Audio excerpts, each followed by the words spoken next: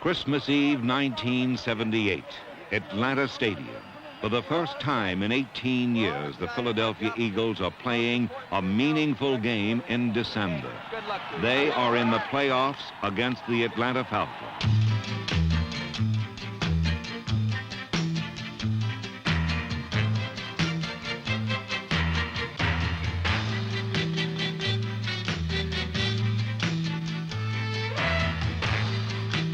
After 3 periods, the Eagles lead 13-0. But all season long, the Falcons have been a fourth quarter team, a fact that concerns the Eagles coaching staff. Defense, we got a 13-point lead. You got to play like it's 0-0, and that's meaning flat out in execution of our defense. The only thing you got to do is ask yourself, can we shut them out the rest of the way? The Atlanta Falcons, the miracle team of 1978, have one more miracle left. 2 fourth-period touchdowns give them a 14-13 victory, while eliminating the Eagles from further playoff competition. Yet what mattered most was not that the Eagles had lost, but that they had been there at all.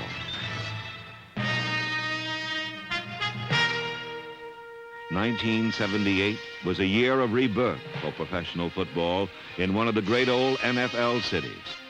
After 12 years of frustration, the Philadelphia Eagles finally broke through with a winning record. They accomplished this with players who had been characterized as the wilted flowers of pro football, low draft picks and other teams' discards.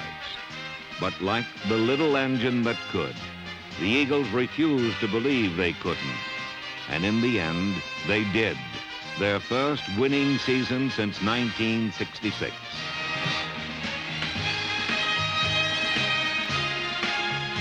This team captured their city's imagination. They proved to themselves that they were good enough. And most important, the Philadelphia Eagles, football's most conspicuous losers, were losers no more.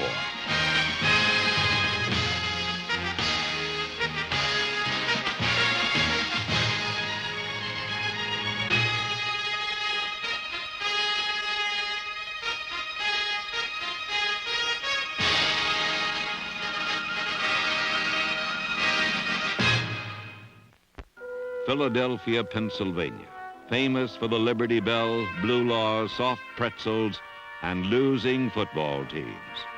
A true Philadelphia fan learns to boo before he learns to speak. And yet, each Sunday, they turn out, many sitting in seats they inherited from their parents.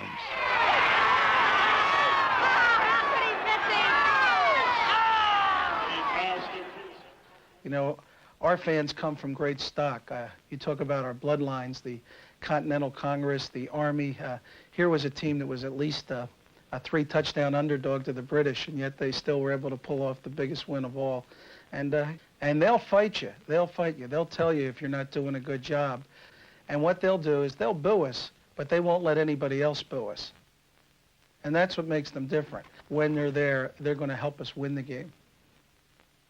In 1976, owner Leonard Toews and Jim Murray brought in a new coach. He hailed from Napa Valley, California, the son of an auto mechanic, and became coach of a team in considerable disrepair. His name was Dick Vermeil. Dick Vermeil looks like Audie Murphy, and he coaches like John Wayne. I mean, he's really a piece of work. And he took a team, a group of players that maybe didn't have the innate talent of some of our competition, and got every ounce out of them. Our thing is everybody's somebody. And most people don't know how well they can do something until they really test themselves. And if you work real hard and invest a lot of hours in getting better, and you're an unselfish person, and you do what you're asked to do as hard as you can do it, every day on the practice field, well, Sunday it becomes just part of your personality. The first test of 1978, the Los Angeles Rams. In terms of the game, guys, we've worked hard to get to where we are in a position that we can play a good football team and beat them. Now, we haven't beaten the Rams yet, but that's what we've worked to do. That's what we have prepared to do, to beat the Rams. Now, we may not be able to do it, but we won't know until we've played 4 quarters of football. And they sure as hell haven't beaten us yet. The one thing I want to remind you, in Eagle football, in any game for 16 weeks. No one player is going to receive all the credit when we win, and I'll guarantee you that no one player is going to receive the blame when we lose. Scoreboard counts the same for everybody, and that's how we're going to play. I want you to relax and have some fun. Get after it. A breakdown in the kicking game gave the Rams an easy touchdown and a 13-0 lead. But instead of quitting, the Eagles rallied for a pair of fourth-quarter touchdowns, one an electrifying 57-yard punt return by Wally Henry that put Philadelphia ahead 14-13.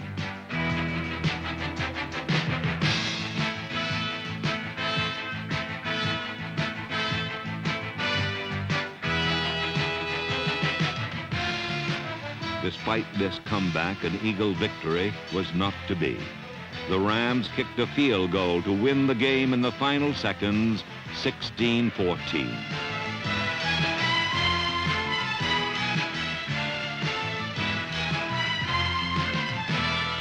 It was a new season, but the same old story. Guys, we were close, and we almost got her done. Almost doesn't count. You give them a block punt for a touchdown, you can't win. That Los Angeles Rams team has as much talent as anybody in football. And I'll tell you, you don't have to be embarrassed about your performance. I'm proud of you. I'm disappointed for you. I'm disappointed for you. I'm disappointed for the coaching staff and Mr. Toast and everybody else. But damn it, we're a good football team. And don't let anybody tell you different.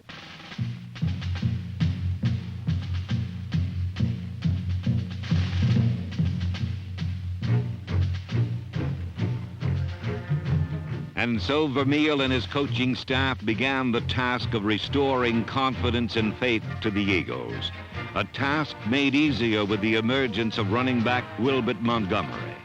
Against Washington, he scored 4 touchdowns and had a 5th called back by a penalty. By year's end, he became the first Philadelphia back to gain 1,000 yards since 1949. His 1,220 yards rushing in a season was a new team record. He led the club in scoring and was named to the Pro Bowl. All this in only his 2nd pro season. Montgomery's running mate, number 35, Mike Hogan, had his finest year as well. Hogan's heroics spearheaded an amazing fourth-quarter comeback in Baltimore that saw the Eagles rally from a 14-0 deficit to win 17-14.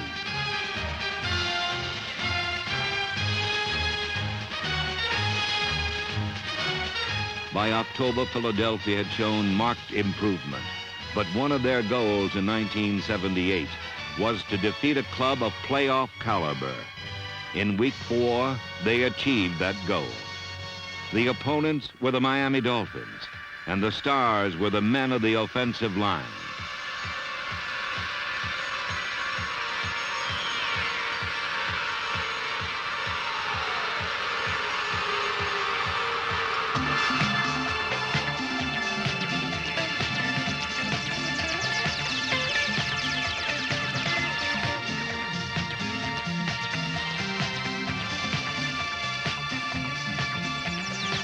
Morris, Peoples, Key, Sizemore, George, Lucan, and Pro Bowler Stan Walters totally dominated the line of scrimmage. The Philadelphia offense held on to the ball for over 40 minutes and emerged with a convincing 17-3 victory over the playoff-bound Dolphins. But the game that finally showed even the skeptics that the Eagles were legitimate contenders came in Week 7 against unbeaten Washington. Before the contest was 3 minutes old, free safety Deke Sanders, number 26, stole a Redskin pass and returned it for a touchdown.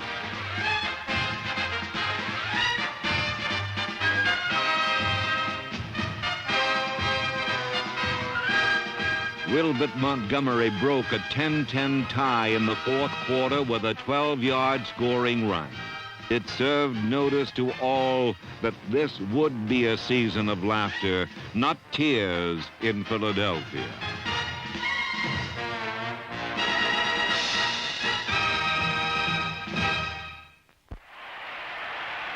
Autumn 1978 saw the rekindling of an old love affair between a town and a team.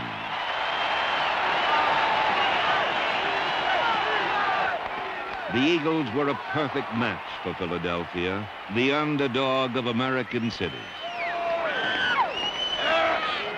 The blue-collar lunch pail division of the NFL. Few superstars, just hard workers. Men like rookie linebackers Reggie Wilkes and Ray Phillips. There was number 68, Dennis Bigfoot Harrison, a fourth-round draft pick who blended well with defensive line mates Carl Hairston, number 78, and nose tackle Charlie Johnson, number 65. There was safety Randy Logan, and linebackers John Bunting, and defensive captain Frank LeMaster. In the secondary, there was wily veteran Bobby Howard at one corner, while the other was patrolled by Herman Edwards, number 46, the team's top interceptor with 7. Number 21, handyman John Shara, held for kicks, return punts, and played both safety and quarterback. There were runners like Jim Betterson, Cleveland Franklin, and Billy Campfield, number 37, who filled in admirably when Wilbert Montgomery was injured. Similarly, when a fractured rib sidelined tight end Keith Kreftley, number 86, Richard Osborne, proved to be more than an adequate replacement. These excellent performances by rookies and reserves were among the season's most pleasant surprises. Surprising to no one was the performance of linebacker Bill Bergey. He gave the Eagles outstanding play every Sunday and leadership every moment. He was named All-Pro for the 3rd consecutive season and was voted to the Pro Bowl for the 4th time in his career.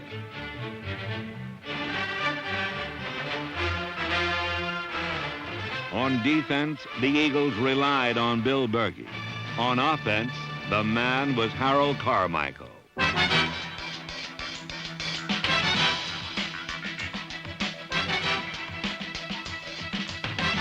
Only 3 NFC teams ran the ball more often in 1978 than the Eagles.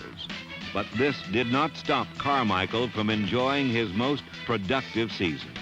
He earned All-Pro status by catching 55 passes for over 1,000 yards and 8 touchdowns. And he achieved all this against defenses designed specifically to stop him.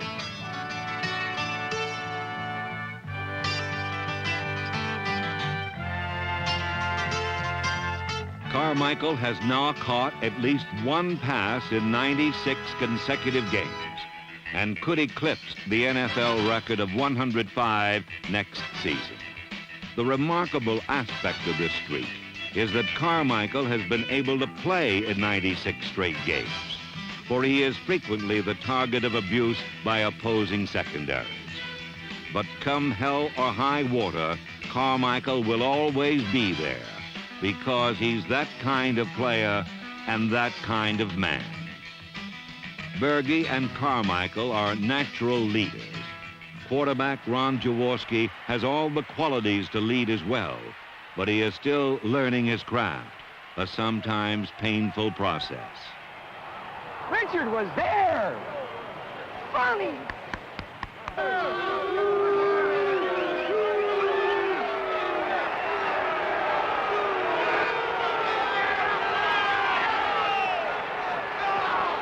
You might as well, guys, you might as well write this. I am not going to let the fans substitute my quarterback.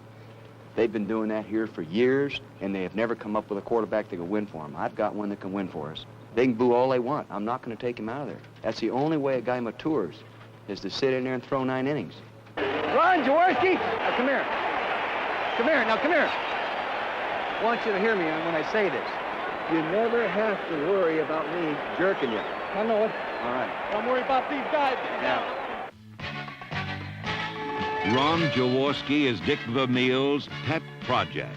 He sees in Jaworski a man still young enough to be Philadelphia's quarterback for years to come. Based on the results thus far, Vermeil has invested his time wisely. 1978 was a season of hard work and dedication, plus an occasional favoring smile from Dame Fortune. On November 19th at Giant Stadium, a moment occurred that will forever be known as the miracle of the Meadowlands. New York led 17-12 and had the ball with barely a minute to play. What happened next would be a fragment in time to be forever crystallized in the hearts and minds of Eagle fans. Under 30 seconds left in the game. From here on in, Pizarczyk can just fall on the football and there is nothing the Eagles can do. And Pizarczyk fumbles the football. It's picked up by Herman Edwards.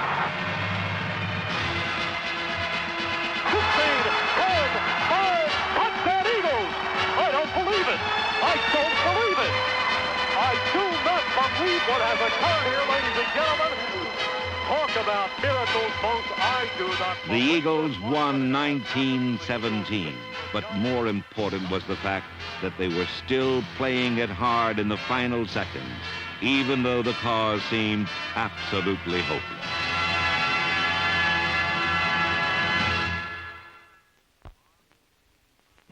Armed with an 8-5 record and a 4-game winning streak, the Eagles journeyed to the North Country for a match with the Minnesota Vikings.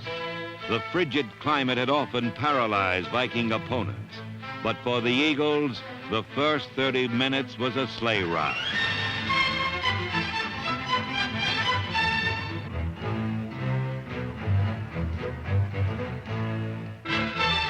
Ron Jaworski threw 2 touchdown passes to Harold Carmichael and a third to Charlie Smith.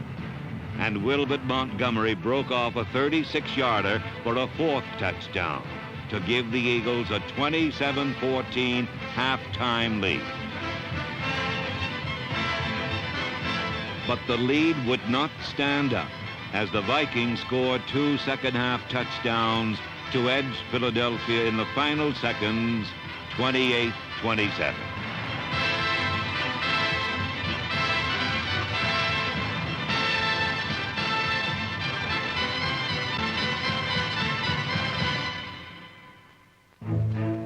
It was a low point in the season that dipped even lower the following week, when the defending world champion Dallas Cowboys routed the Eagles 31-13.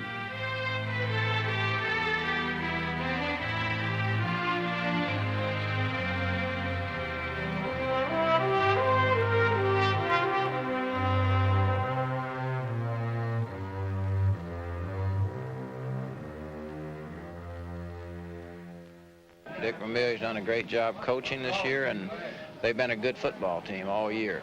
And this is probably the most disappointing game they've had. I'm talking about a one-sided game, because they've been in every ball game. Emotionally, what was it like for you this afternoon? Well, I'm an emotional, intense guy, and I was drained. I have been drained for about 3 or 4 weeks, you know, but you just sort of run out of gas. And so it came down to the season's final week. Could this Eagle team succeed where a dozen before had failed? Could they find the strength and resolve to fulfill their dream of finishing as a winner? Thinking about being a winner. Being a winner would just be a winner. Well, guys, 12 years. 12 years have gone by since the Eagles have been a winner. We're going to come out winners today. You've worked like winners. You've played like winners. Sure, we've won a couple we should have lost. But I'll tell you something else. We've lost a few we should have won. We're right where we ought to be, playing for the first winning season since 1966. Hey, God love all of you. Hey, all right. Get tight. Hey, good. Hi, everybody. This is Merrill Reese and Jim Barniak in Veterans Stadium, and what a big Sunday this is. Sunday, December the 17th, the final home game of the regular season. Hand off to Montgomery, who goes up the middle. First down yardage. 40, 50, 45, 40, 35, 30. Montgomery to the 25 and pulled down at the 18. Wilbert Montgomery. First and goal for the Eagles. They're at the Giants' 7. To Montgomery, up the middle, touchdown Eagles!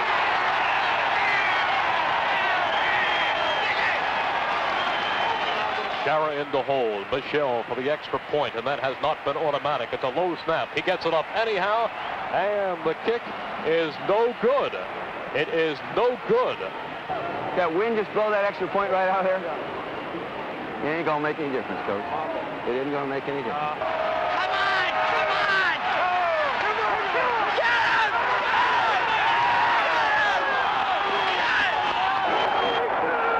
Let's get heat on that guy now, huh? Let's get heat on that guy. Pizarchik on a slant in. Intercepted. Intercepted by Frank Lemasters, who takes it on touchdown.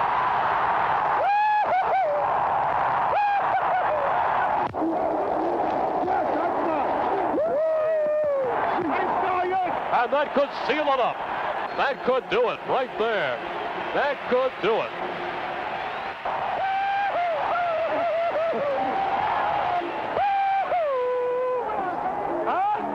Eagles are winners, Ronnie. The Eagles are winners.